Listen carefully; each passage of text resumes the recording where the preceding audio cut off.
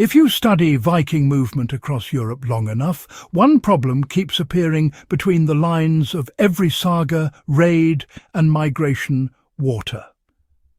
Armies do not march on bravery alone. They march on reliable hydration. Today, we're breaking down how Vikings secured drinkable water without boiling it, using methods that worked on warpaths from Scandinavia to the British Isles and deep into continental Europe. If this kind of grounded, skill-based history matters to you, subscribe to Warpaths of Europe, like the video, and leave a comment with what surprised you most. Now, let's get straight to it. Vikings relied on environmental awareness rather than fire-based purification. Vikings did not assume all water was dangerous. Their survival advantage came from understanding where clean water was most likely to be found. Flowing water was preferred, especially fast-moving streams with gravel or rocky beds. Water emerging from hillsides, springs, or elevated terrain was considered safer because it had passed through layers of soil and stone that naturally filtered impurities. This approach reduced exposure to stagnant waterborne parasites without the need for heat. On campaign, Viking leaders often planned movement routes around known springs and upland streams, not just roads or settlements. Modern application is, well, pretty straightforward. When you're moving on foot in unfamiliar terrain, always prioritize water sources that originate uphill and are actively moving. It's best to avoid water that smells stagnant, contains visible algae, or, just sits in low depressions where animals tend to gather. Sand, gravel and charcoal filtration was actually used as a portable system. Vikings practiced basic filtration long before modern survival manuals even gave it a name. Both archaeological evidence and historical accounts indicate layered filtration using sand, gravel, cloth and charcoal. Charcoal from campfires was crushed and used because it binds impurities and, improves taste. Water was poured slowly through layered materials, removing sediment and reducing biological contaminants. This was not theoretical knowledge. Charcoal-lined wooden containers and cloth-filtered vessels appear repeatedly in Norse domestic and military contexts. Filtration allowed Vikings to make marginal water usable without expending precious fuel. Today, this method remains effective as a first-stage purification step. A simple container layered with gravel, sand, and crushed charcoal can dramatically improve water clarity and reduce microbial load before further treatment. Fermentation made liquids safer than raw water. One of the most misunderstood Viking practices is their reliance on fermented drinks. Ale, weak beer, and diluted mead were not indulgences. They were sanitation tools. Fermentation, you see, lowered pH levels and introduced alcohol content that was, pretty hostile to many pathogens. Even beverages with just a little alcohol were actually safer than untreated surface water. Vikings often, mixed questionable water with fermented liquids to dilute contaminants. This practice allowed them to stay hydrated without falling ill during those long marches. It also explains why water barrels on ships were often supplemented with ale even on short voyages. For modern survivalists, fermentation still remains quite relevant.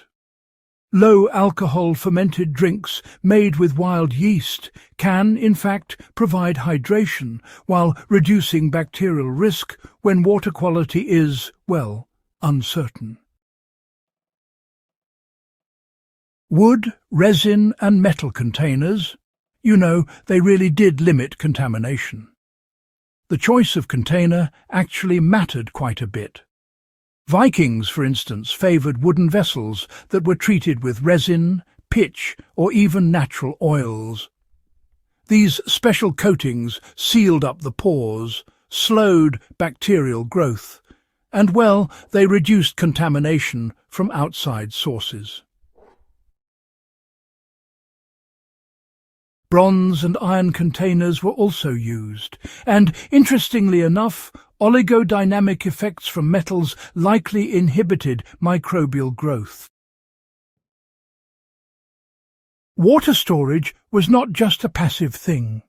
Containers were cleaned regularly, often using sand abrasion and smoke exposure. Smoke acted as a disinfectant and an insect deterrent, which is, honestly, an overlooked but very effective practice. In modern field conditions, container hygiene remains critical. Stainless steel and resin-coated containers, actually mimic these ancient principles. Regular cleaning and avoiding plastic degradation achieves similar results. Seasonal timing and cold water reduced biological risk. Viking campaigns often began in spring or early summer when snowmelt-fed streams ran cold and fast. Cold temperatures, well, they slowed bacterial reproduction. Even in warmer months, Vikings sought shaded sources and avoided water warmed by sun exposure. Cold water from deep sources was consistently prioritized. This reduced parasite load and extended safe storage time. Water taken at dawn or dusk was often cleaner than midday sources exposed to animal traffic. Modern takeaway is simple. Collect water early from shaded moving sources and store it cool whenever possible. Natural antimicrobial plants supported water safety. Certain plants used by Vikings had antimicrobial properties. Juniper berries, spruce needles and pine resin were commonly added to water or containers. This was, functional chemistry, not ritual. Infusing water with these plants made marginal water safer over time, especially when combined with filtration. Today, pine and juniper infusions are still used in survival contexts. While not a substitute for full purification, they meaningfully reduce risk when options are limited. Strategic camp placement minimized water contamination. Vikings placed camps upstream from animal crossings and human activity. Latrines were positioned downhill and downwind from water sources. This discipline separated successful warbands from those crippled by disease. Clean water access was enforced, not optional. Modern expeditions follow the same logic. Camp placement relative to water determines health outcomes more than equipment alone. So, applying Viking water practices today, well, it's important to set aside any romantic notions. These methods are not just folklore. They're field-tested systems that really do work when you don't have fuel, time, or, modern filters.